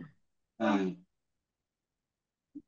Nah, Oke. saya Waduh, pengen makin nanti, makin dalam ini kayaknya. iya, saya tunggu sebenarnya ada kata-kata yang lain nih mudah-mudahan. Dari empan itu jadi urip, kemudian dari urip ini ada kata yang lain juga urup, dan ada kata yang lain urap gitu. Nah, dari sini Hmm. kan nanti kita bisa bahas aspek ekonominya. Nah, itu nanti mau dikaji ya, Mas. Ya, betul. Dengan bagian pengajian, Ini jadi saya nanti jadi biar, korup. iya, Luar biasa pertanyaannya Pak bagaimana Mas biar Pri. batik itu jadi urip. Nah, kalau udah urip kan jadi urup gitu. Iya. Nah, kita mungkin masih dalam tahap ngurip-nguripi gitu ya. Karena saat ini kan sedang berat juga itu di dunia batik. Biar urup, nah nanti jadi urap untuk kita semua. Oke. Dan terkait dengan papan tadi, itu memang kita harus bicara tentang konteksnya itu seperti apa, kemudian acara atau kegiatannya seperti apa, dan tempat ya. Tadi baru singgung terkait dengan tempat. Hmm. Nah, Ya. kalau dari Mas Abdul ini yang bisa kita lihat itu, misalkan itu pakainya sarung, gitu. Terus yang atas kan lurik jin ya, bajunya. Mas Abdul. Halo?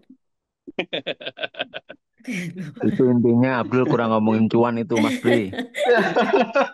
Nah, ya artinya gini, maksudnya itu kan sebagai contoh ya, maksudnya nah, itu empan papan. Nah, papannya batik ternyata itu di bawah kalau seperti Mas Abdul itu. Sedangkan Ya, kalau saya itu papannya justru papannya batik itu di badan. Batik bagi saya itu naik kelas dari bawahan ke atas. Karena saya berjuang dari buruh untuk menjadi juragan.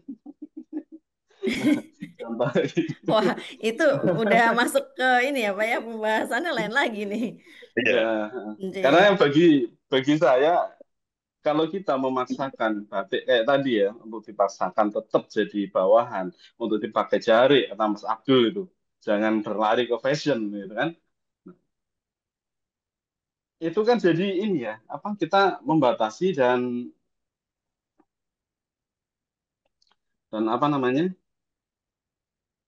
kita jadi membatasi dan aspek ekonominya kita itu jadi sempit ya. gitu. Ya, Baik. Itu aja Mas Abdul. Nggih, Untuk matur nuwun Mas nun Pri. sewu, nggih. Ya, Sami-sami. ya. M- Baik, Mas Pak Pri. Abdul mau Ya. langsung menanggapi Mas Pri lagi atau Wah, ini menjawab siap. Mas Bayu Itu dulu Arya? aja. Ini J.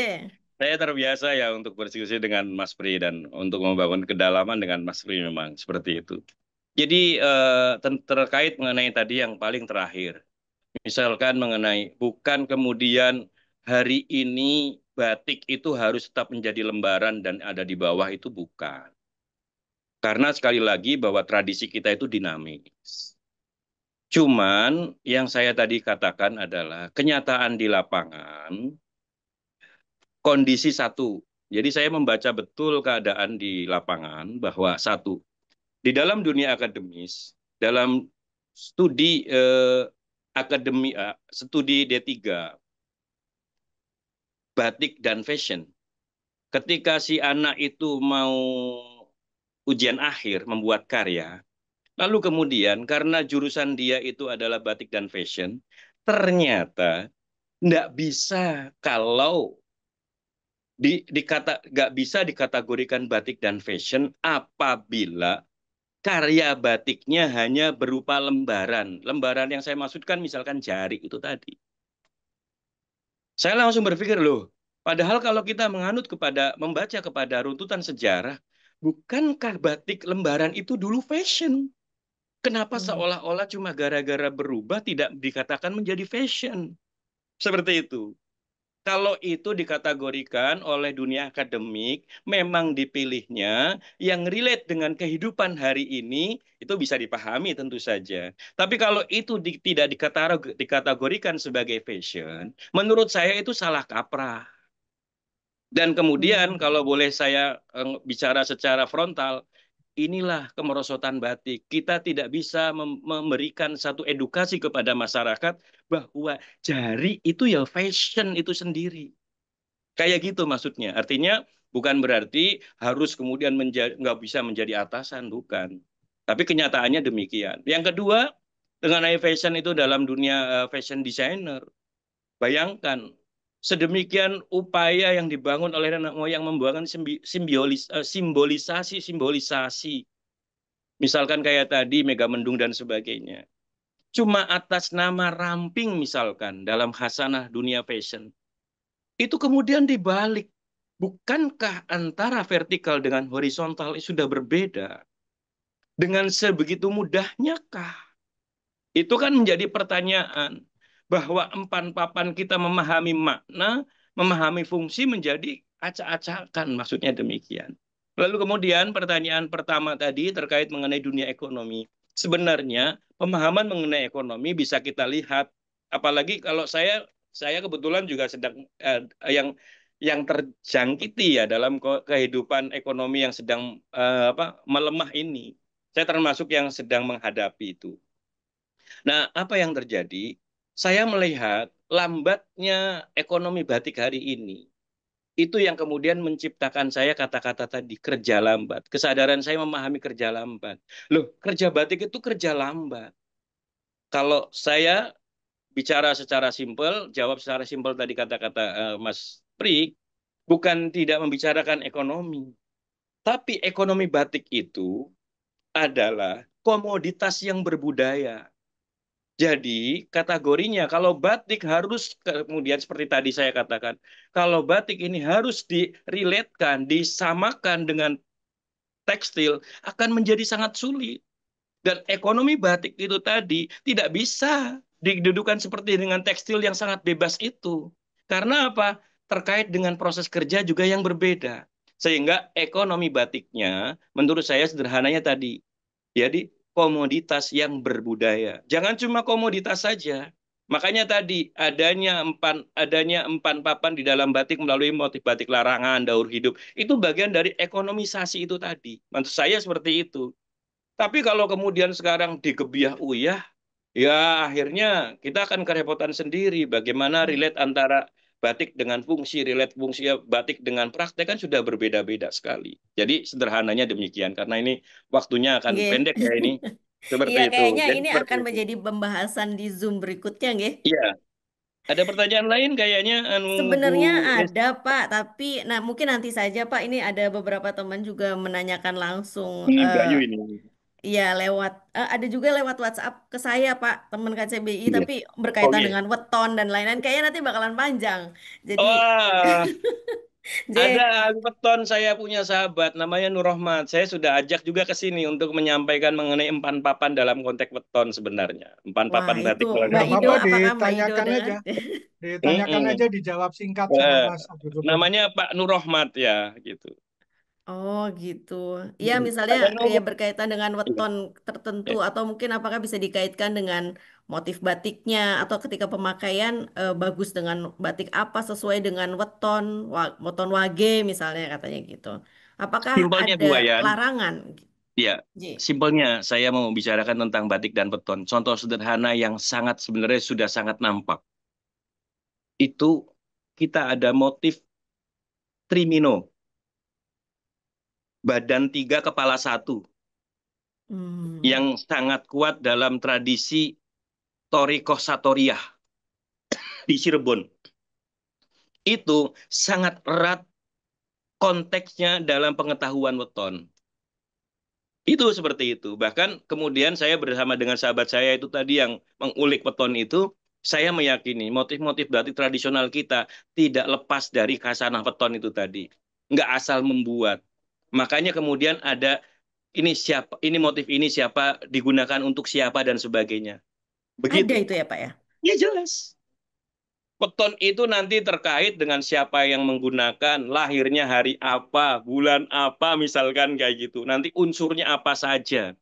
Maka weton itu sedang dibaca, sedang diupayakan oleh kami, khususnya itu tadi, sahabat saya Pak Rohmat, mencari kedudukan daripada simbol, kunci-kuncian pada weton itu dalam simbol-simbol batik kita. Seperti itu. Itu kuat sekali. Seperti itu, Bu Wayan. Jadi, wah itu sangat mendalam itu kalau sudah demikian. Hanya saja mohon maaf, kita saat ini membaca weton itu kecenderungannya langsung, wah itu kamu syirik, kayak gitu. Iya. Seperti itu. Padahal itu adalah bentuk dari kearifan masyarakat apa nenek moyang kita masa lalu. Seperti Betul, itu. betul, betul. Wah, luar Gitu. biasa ini berarti. Terima kasih Mbak Ido Hadon. Beliau ada di sini. Beliau badan pengurus KCBI juga ini Pak. Oh iya, Menanyakan iya. weton. Ini ada pertanyaan dari Pak Bayu, Boleh anu Bu Wayan kayaknya bagus ini. Iya, Pak Bayu boleh nambahin dikit yang tadi saya Onje. tertarik dengan Iya. penanya yang wetonnya Wagi tadi. Iya. Mungkin saya ngasih clue aja deh. Itu kalau wetonnya Wagi cocoknya itu pakai yang warnanya indigo aja ya, fully indigo. Wah ini bukan masarin batiknya Mas Abdul loh ya, Mas Bayu. Oh gitu. Tapi Oke. fully yang indigo, ya. Itu nanti energinya bisa lebih keluar. Cuman awal-awal kalau pakai, kalau nggak kuat energinya ya dia akan agak rasanya panas gitu. Tapi setelah sering pakai, Hmm. nanti jadi auranya keluar. Indigo ya Pak ya? Indigo, ya. Onje. Yang asli ya, Masya jangan Allah. yang palsu ya. Ya, wah, warna alam. Ya, Oke. thank you, thank you. Siap atur nuhun Mas Pri. Nah, melanjutkan pertanyaan Mas Bayu Arya. Boleh nih Pak, masih ada sedikit waktu ya. Oh, nggih. Etik dalam proses berkarya dalam batik di era sekarang itu bagaimana? Jika berlandaskan empan papan dalam konteks ini, bagaimana idealnya menurut Mbah Abdul Syukur? Bah Kiai, Baik. saya pikir tidak beda ya dengan zaman pada masa lalu sebenarnya. Hanya mungkin berubah wajah seperti itu ya. Ini sebenarnya pertanyaan yang membuat saya betul-betul apa namanya kayak terpukul gitu. Sahabat saya ini Bayu Arya ini sahabat seperjuangan dengan saya. Saking menghormati karyanya, karya saya. Karena saya itu sangat apa mungkin kuat ya selama ini berkarya batik itu model gaya pedalaman, motifnya geometrik begitu. Dia lalu kemudian membuat motif yang demikian saja. Percaya nggak Bu Wayan? Dia langsung transfer kepada saya terkait royalti desain. Padahal nggak sama dengan saya. Padahal yang Wah, buat tidak sama dengan saya. Inilah luar ngomongin etik. biasa. Seperti itu. Inilah ngomongin etik. Inilah nilai-nilai yang kita itu, mohon maaf ya, banyak kehilangan. Seolah-olah ketika ngomongin batik, kamu dengan aku itu bukan kesatuan. Kayak gitu. Seperti itu. Iya, Gitu. nilai-nilai Jadi ini bagaimana sederhananya, mentransfernya, Pak, ke murid-murid iya. Bapak? eh, Bagaimana caranya ya, Pak? Apakah ini Contohnya, buatan orang sendiri? contohnya lagi misalkan, batik hari masa lalu, tadi saya katakan, motifnya itu no name. Hari ini Mm-mm. semuanya pengen Mm-mm. menampilkan diri. Iya, Lah iya, kalau iya. dalam konteks hukum oke, tapi Iya, dalam iya. konteks sosial menurut saya dibaca sesuai dengan kebutuhannya. Maka Iya. misalkan saya itu sering misalkan ya mau anu termasuk itu sahabat saya itu tadi. Ya kalau mau digunakan oleh para pembatik kita di desa monggo. Tapi kalau nanti Mm-mm. digunakan oleh pengusaha mulai saya berhitung. Iya, Karena di iya, situ ada iya, hitungan iya. seperti itu. Nah, Iya. jadi nilai-nilainya adalah sesuatu yang apa namanya itu tadi adaptif tadi. Menurut saya demikian. Caranya adalah adaptif begitu. Termasuk bagaimana nilai-nilai misalkan membuat motif dan sebagainya.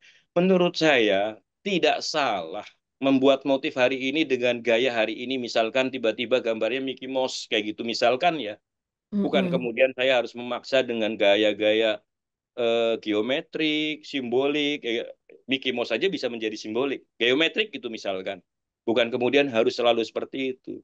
Hari ini seni rupa nasional kita, seni rupa misalnya kayak lukisan, dipenuhi dengan gambar-gambar seperti Mickey Mouse dan sebagainya. Tapi maknanya kan tidak seperti hanya Mickey Mouse sebagai Mickey Mouse. Tapi Mickey Mouse menjadi jembatan pemahaman terhadap siapa gitu. Misalkan Iya, ketika kita iya, memahami betul, Mickey betul. Mouse itu tikus gitu misalkan. Misalkan Iya, loh ini iya. contohnya. Iya, Itu iya. contohnya demikian.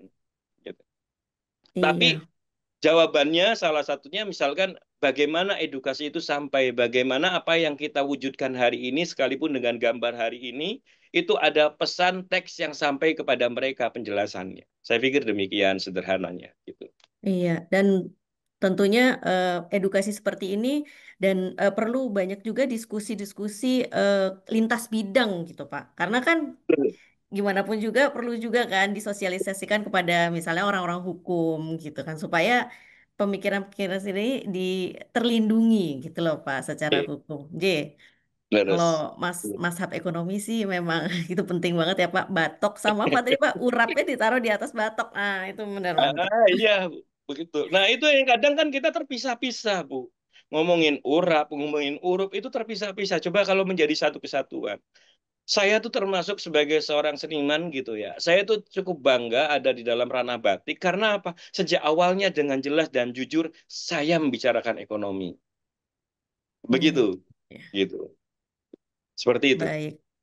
Baik kalau begitu karena keterbatasan waktu, Pak. Ini kayaknya makin makin lama makin hangat ya pembicaraan, tapi kita Saya tuh eh, berharap begini Bu Wayan, apa yang tadi saya sampaikan itu muncul ini ya, kritik balik ya. Contohnya ya, misalkan ya. kayak batik Jogja itu hari ini di sekitar rendah, itu batiknya itu berkembang di sana. Hanya saja kemudian warna-warni, lalu kemudian motifnya seperti itu disebut dengan kontemporer. Itu tuh sebenarnya menjadi, saya harapkan itu kemudian menjadi kritik balik. Ayo bagaimana itu supaya hidup? Bukan kemudian menjadi musuh-musuhan, bukan. Untuk menghidupkan itu lagi sebenarnya. Kayak Iya, gitu. ya. Ya, Gitu. baik. Pak Abdul Syukur berkenan untuk menerima jika ada pertanyaan susulan gitu melalui Oh, WhatsApp sangat, boleh ya? sangat, sangat, sangat, sangat. Monggo dibuka Oke. WA saya di 081328213474. Baik, Gitu. Mungkin matur ini suwun. dijawab terakhir itu dari Ibu Evi. Empan papan tuh arti sesungguhnya apa ya? Singkat aja tuh barangkali. Saya juga Oh, penasaran monggo. sih. Oh iya, barusan Mbak Evi ya, Mbak Evi ya. Empan papan arti sesungguhnya apa ya? Mana sih? Oh, Baru ya Pak. Ye. sederhananya empan papan itu adalah laku berkesadaran. Seperti itu.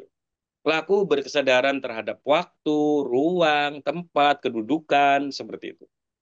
Mungkin Inggrisnya itu loh Mbak Evi, decency gitu. You have to be decent.